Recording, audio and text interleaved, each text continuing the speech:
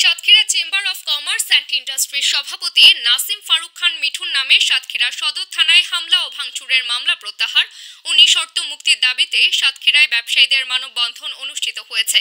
সোমবার দুপুরে সাতক্ষীরা শহরের নিউ মার্কেটের সামনে Satkhira chamber of commerce, Sultanpur শহর মুদি ব্যবসায়ী সমিতি, শহর কাঁচা ও পাকামাল ব্যবসায়ী সমিতি সহ বিভিন্ন ব্যবসায়ী সংগঠনের ব্যানারে প্রতিবাদ সভা অনুষ্ঠিত হয়।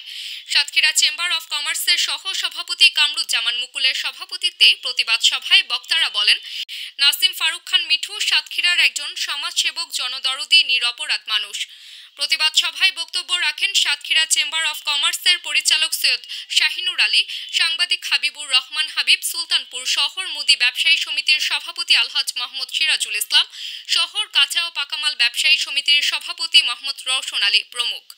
আমাদের প্রিয় নেতা ব্যবসায়ী, এই নেতার নিঃশর্ত মুক্তি দাবি জানাচ্ছি।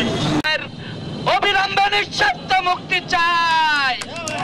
ইনশাআল্লাহ আমাদের চেম্বার অফ